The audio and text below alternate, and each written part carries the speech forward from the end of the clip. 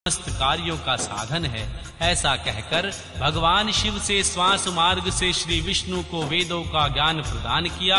तदनंतर अपनी महिमा से कभी च्युत न होने वाले श्री हरि भगवान शिव को प्रणाम करके बड़ी भारी तपस्या करने लगे और शक्ति सहित परमेश्वर भगवान शिव भी पार्षद गणों के साथ वहां से अदृश्य हो गए।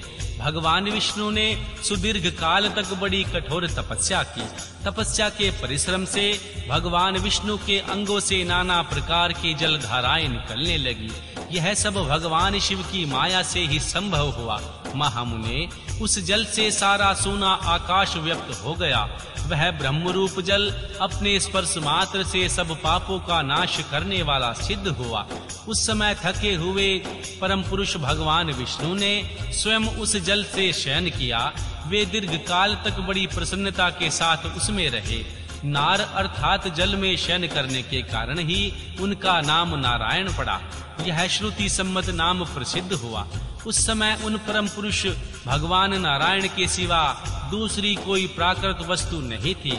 इसके बाद ही उन महात्मा नारायण देव से यथा समय सभी तत्व प्रकट हुए। महामते, मैं उन तत्वों की उत्पत्ति का प्रकार बता रहा हूँ, ध्यान पूर्वक सुनो। प्रकृति से महत्व प्रकट हुआ और महत्व तत्व से तीनों गुण। इन गुणों के भेद से त्रिविध अहंकार की उत्पत्ति हुई। अहंकार से 5 तन्य मात्राएं हुई और उन तन्य मात्राओं से 5 भूत प्रकट हुए। उसी समय ज्ञानेंद्रियों और कर्म इंद्रियों का भी प्रादुर्भाव हुआ। मुनि श्रेष्ठ, इस प्रकार मैंने तुम्हें तत्वों की संख्या बताई है। इसमें से पुरुष को छोड़कर शेष सारे तत्व प्रकृति से प्रकट हुए हैं, इसलिए सब के सब जड़ हैं। तत्वों की संख्या 24 है। उस समय एकाकार हुए 24 तत्वों को ग्रहण करके वे परम पुरुष भगवान नारायण भगवान शिव की इच्छा से ब्रह्म रूप जल में सो गए। अध्याय 6। भगवान विष्णु की नाभि से कमल का प्रादुर्भाव। शिव इच्छावश श्री ब्रह्मा जी का उससे प्रकट होना। कमल नाल के उद्गम का पता लगाने में असमर्थ ब्रह्मा जी का तप करना। श्री हरि का उन्हें दर्शन देना।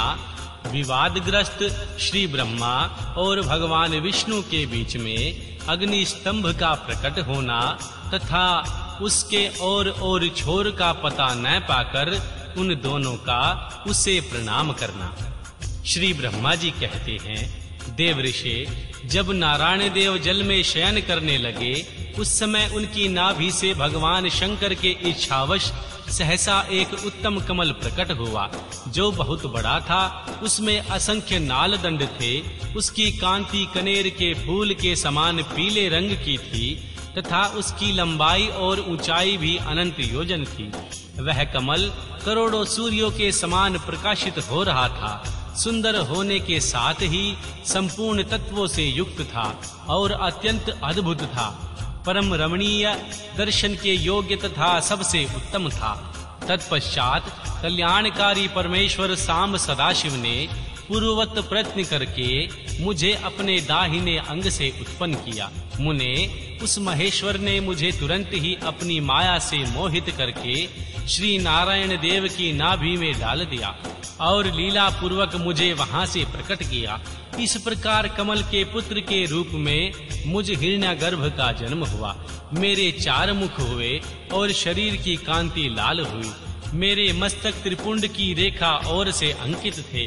तात भगवान सदाशिव की माया से ही मोहित होने के कारण मेरी ज्ञान शक्ति इतनी दुर्बल हो रही थी कि मैंने उस कमल के सिवा दूसरे किसी को अपने शरीर का जनक या पिता नहीं जाना।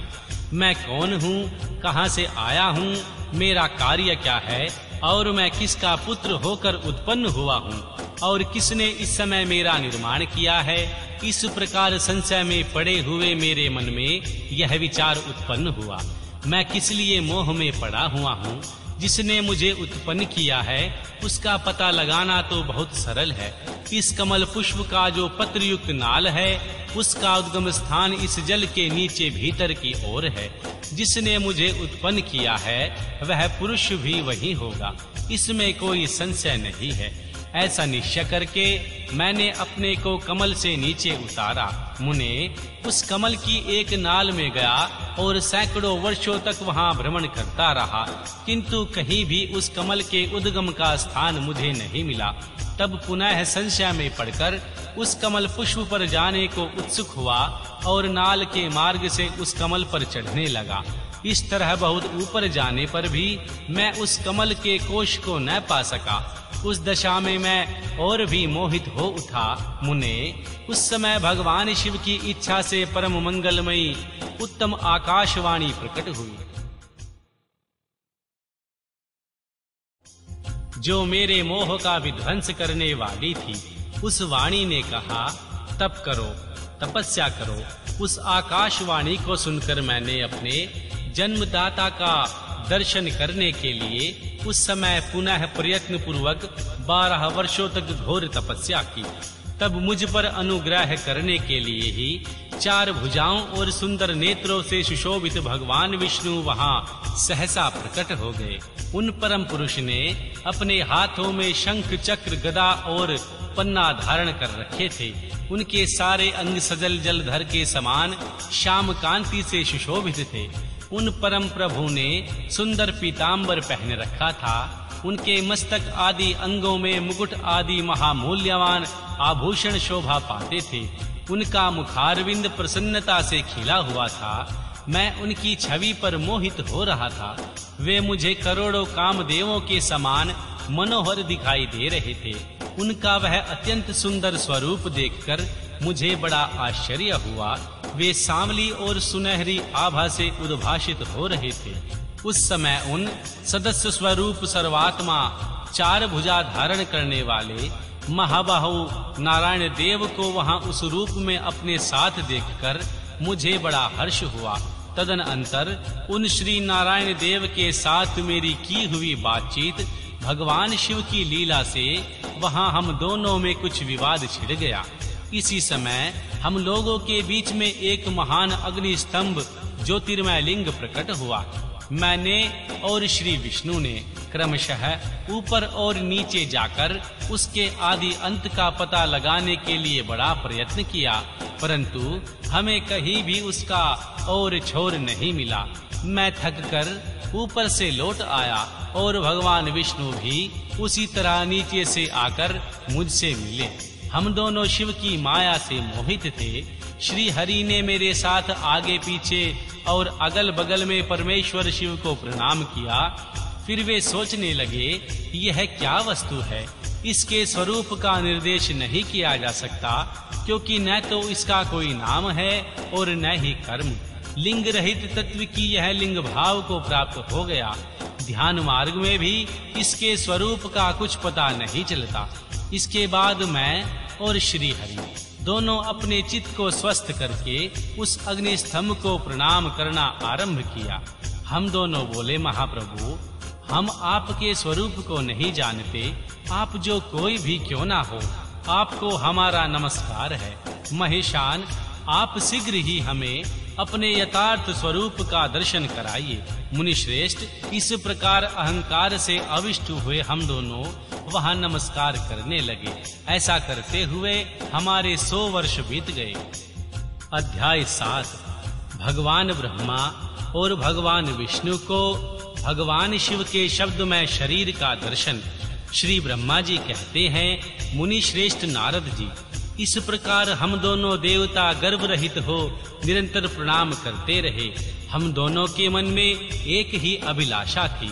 इस ज्योतिर्मय लिंग के रूप में प्रकट हुए परमेश्वर प्रत्यक्ष दर्शन दे। भगवान शंकर दीनों के प्रतिपालक, अहंकारियों का गर्व चूर्ण करने वाले तथा सबके अविनाशी प्रभु हैं। वे हम दोनों पर दयालु हो गए।